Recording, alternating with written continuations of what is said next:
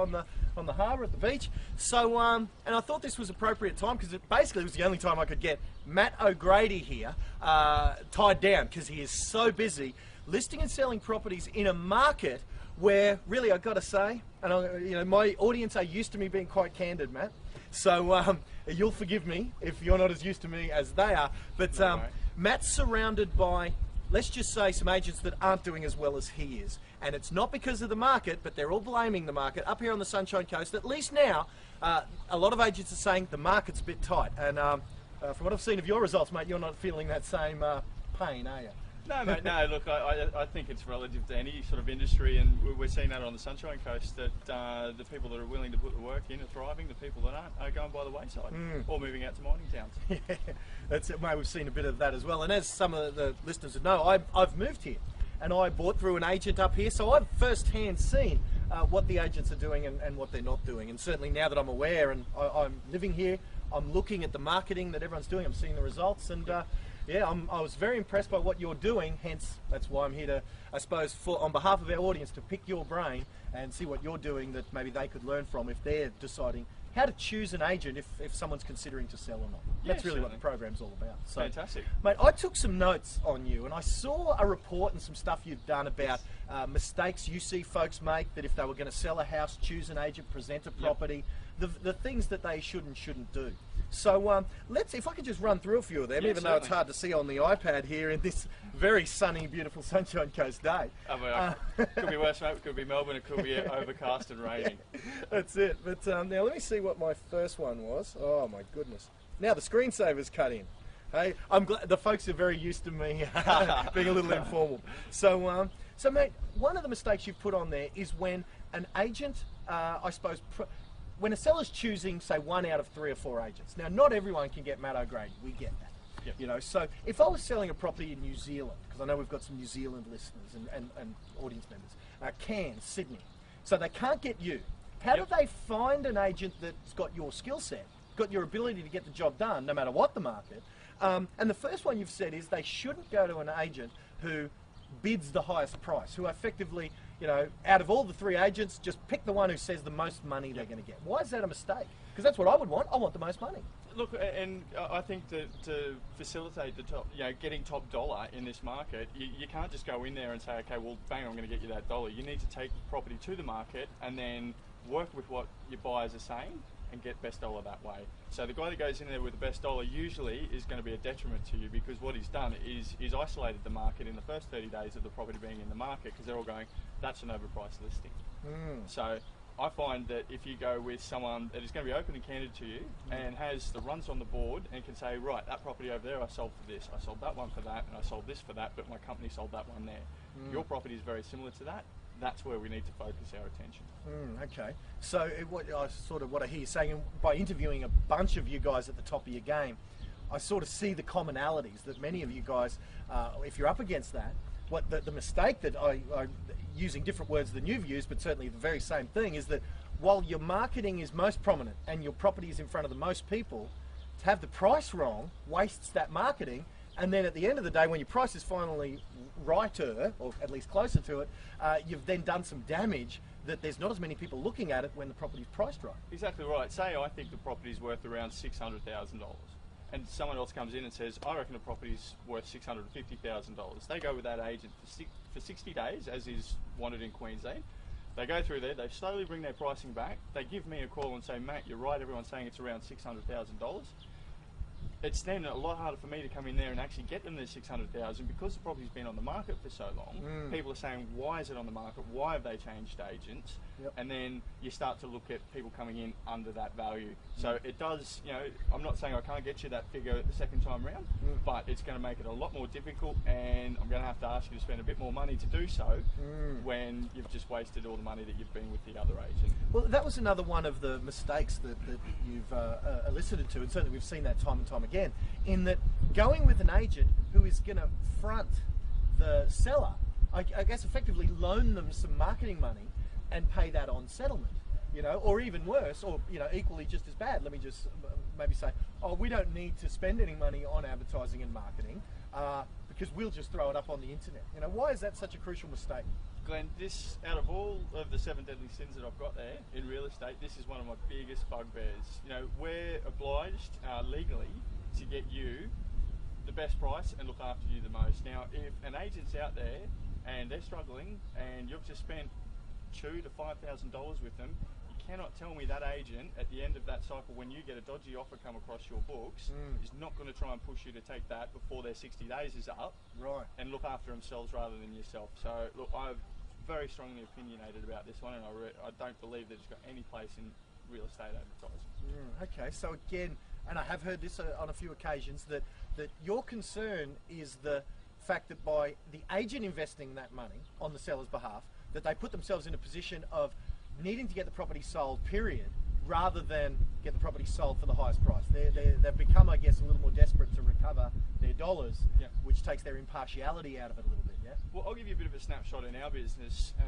Any one weekend, we can be spending $60,000 to $90,000 across the board with our officers in advertising. You know, that's just purely print media across all our listings. Yeah. Now, if we were paying $60,000 to $90,000 a week for vendor paid advertising, do you think we would be looking out for our best interest or for our sellers' best interest? Yeah, well, and it might not even be yourself, it might be the principal business owners. Exactly. Just sitting there saying, where's those sales? Get those sales, get those sales, no matter what the price. Yep.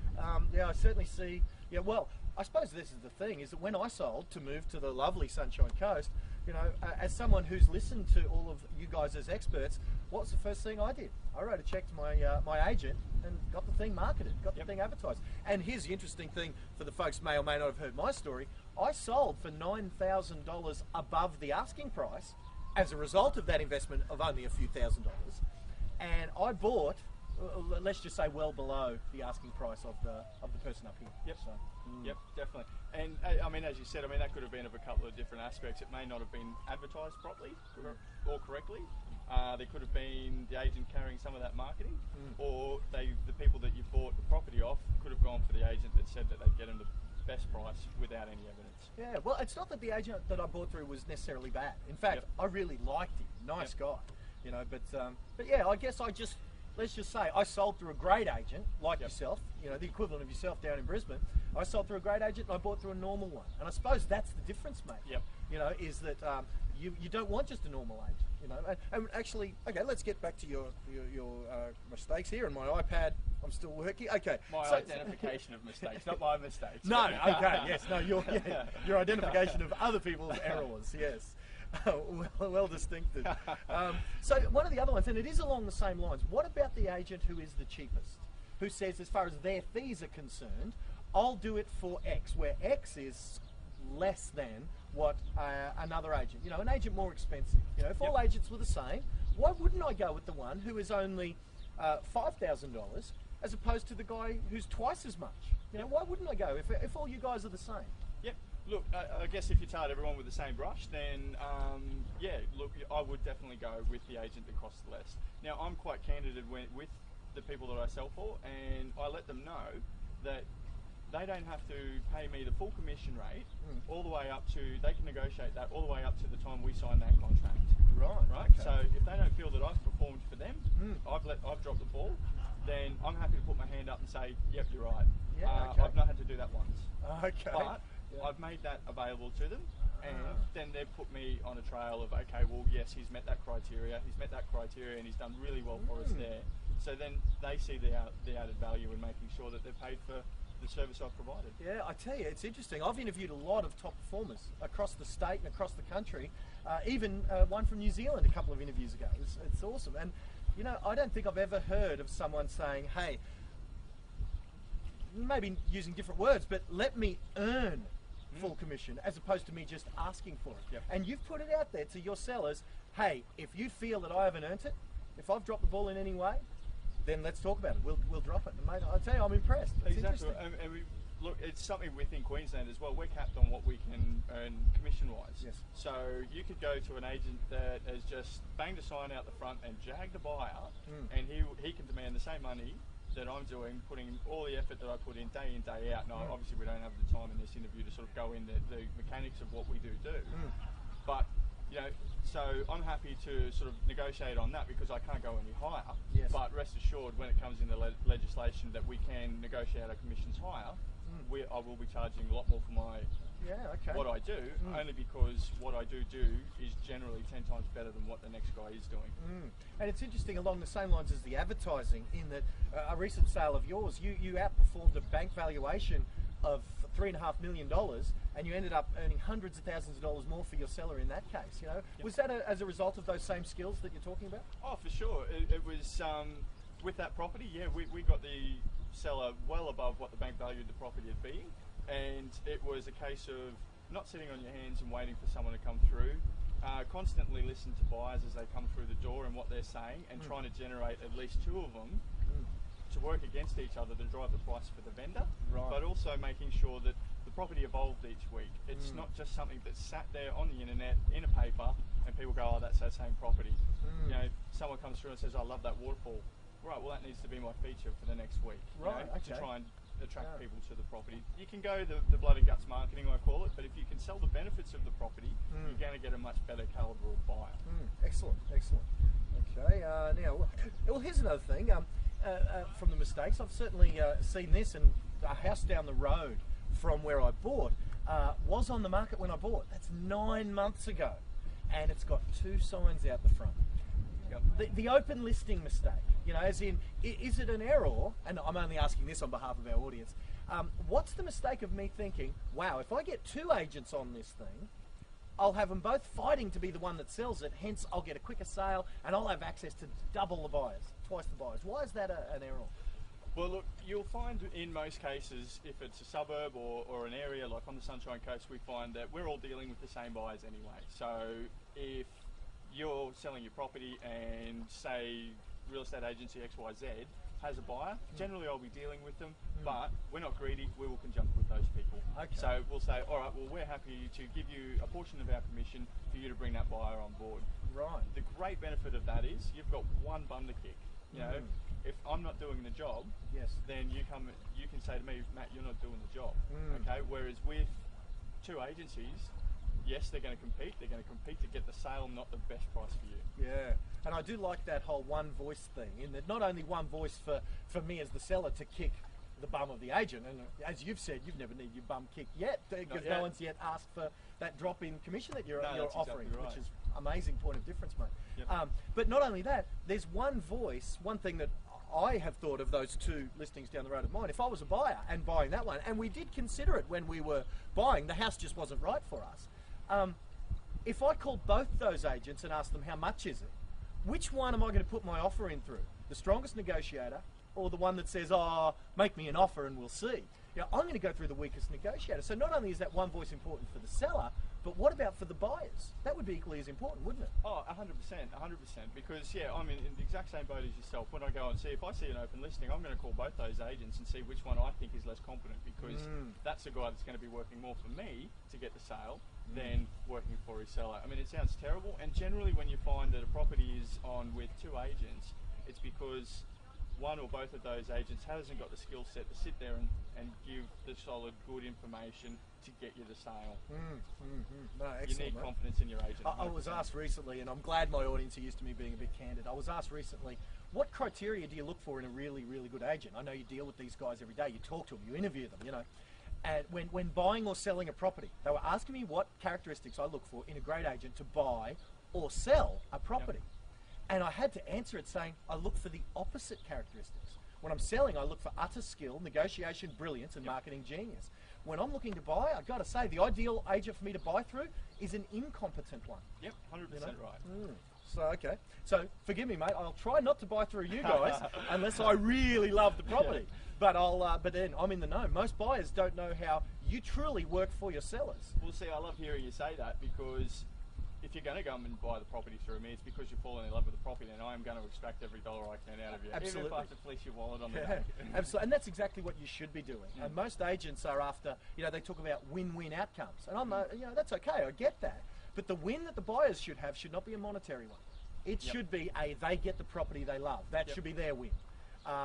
You know, because your job is to extract, as you just said, my last dollar out of my pocket on behalf of your seller. Yeah, excellent. So what about having open for inspections, as in open homes? You know, a lot of people do come to me and say, but I don't want nosy neighbours peeking in my home. I don't want to, you know, invite everyone. I don't want the tyre kickers, is one they say. They don't want the tyre kickers. What do you say to someone who doesn't want to have open homes? Do you do open homes for yourself up here? For sure. I mean, they're one of the best vehicles, especially in this marketplace, for selling a property, because, I mean, yeah, agents have got this this persona out in the marketplace that if they get you in the car, they're going to lock the doors and you're buying a property regardless. So people now don't want to be tied into saying, look, I want a private inspection on that property, unless they've got a rapport with you. So for someone that's just coming off the street, wants to have a look at the property and feel like they're a little bit anonymous, coming through an open home, they don't feel as pressured to make a decision on the day. So look, you can call those people tyre kickers. I call them potential buyers. So they might not be right now, but maybe if I work on them, I can get them right for your property. And look, I don't care that your neighbours are coming through the property, because that one guy that I was just talking there that's not quite a buyer now sees 6 people or 7 people walking around the open home, thinks, wow, this place is really popular. Okay. So it then drives. So you use the excitement. You use the excitement to drive. Because I can imagine when I bought this place below list price, we were the only people, you know, there. You know, that was it. So if you thought if you were we'd going have to miss thought, out. I got to say, think about it now. If there were 4 or 5 other people at a Matt O'Grady open house, my offer wouldn't have been as low. Yeah. And it would have come up quicker if you just said simply, you saw how many people were at that open. Yep. Do you want to sharpen the pencil on that? Yeah. Or exactly. whatever you might say. I don't know. You'd probably say it better than I do. No. But it is. It's along those similar lines. You've got to look at what the market's doing and work to those strengths. So the strengths are, okay, we're going to get tyre kickers through the door, but if I can utilise them to get your buyer up, then I will use that any day of the week. So you've got to look at it as an asset, not a boon. Well, mate, that's really, and this is a really controversial one that I noticed in Matt's screensaver hidden seven mistakes that other people make. And this is a controversial one, I would say. And really, I'm really interested into how you're going to word this, because Matt's mistake here is he's saying that a lot of people think an agent sells the property. And I thought, wait a minute, that's why I'm paying you all this money, in order for you to sell my property for me. So what do you mean by that it's a mistake for sellers? And in fact, in brackets, I know you put there, and some agents make this, that we think agents sell the property. I'm intrigued. Look, yeah, I think we've touched on it, Glenn, previously in what we've talked about, in the fact that you're paying me to negotiate, you're paying me to get people through the door, and you're paying for me to clarify the quality of the buyers that are coming through. They are my primary objectives, and by doing that, the sale will eventuate. Okay, so for me to sit there and focus on one person that's really a bit not sure if the property's for them, then they're not going to pay the biggest dollars. They're going to be the ones that are probably going to pull out on a finance clause or something like that, so you get a bigger fall over rate.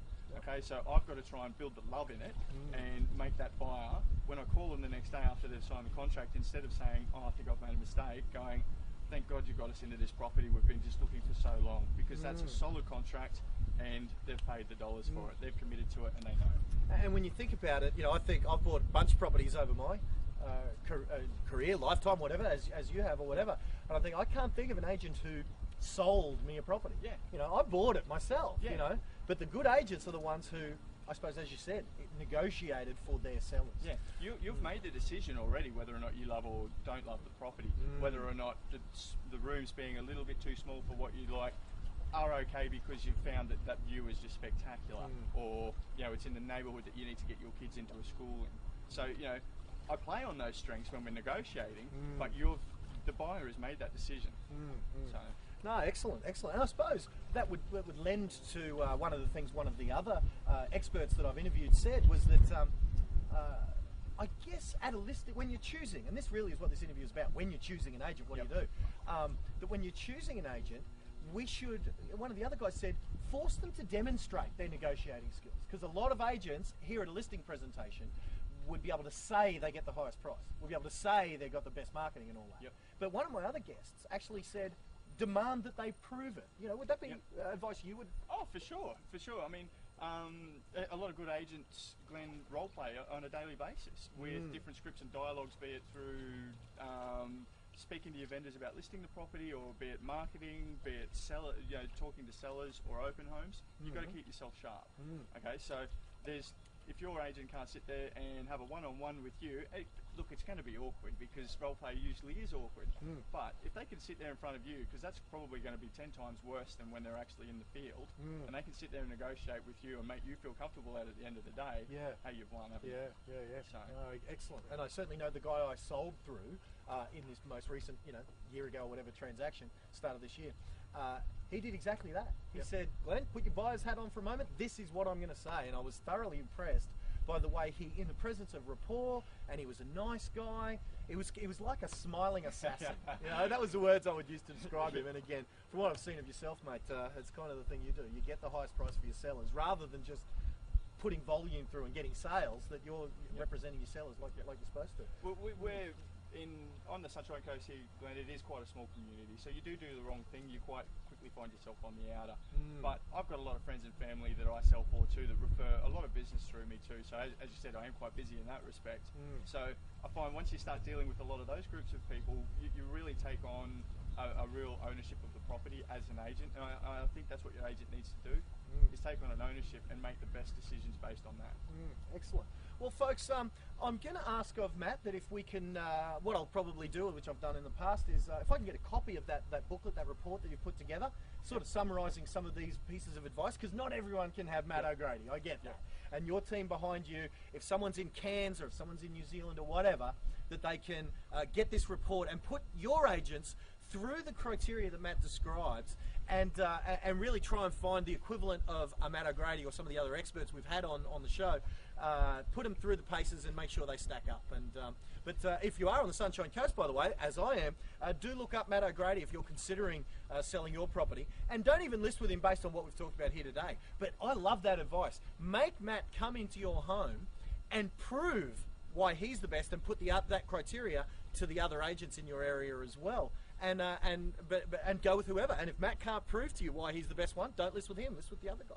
But from what I've seen today, mate, I think you'll be doing the proving quite easily and effortlessly. Exactly, I've got no problem with that statement whatsoever. Excellent. All right, folks, I've been here on behalf of Matt O'Grady. I'm Glenn Twiddle. Hope this has been helpful. Do respond to that thing if you want to stay in touch with Matt. Should be up there on the screen. And Matt O'Grady, thank you very much. Thanks very much, Glenn. Bye for now. See you next time, guys. Cheers.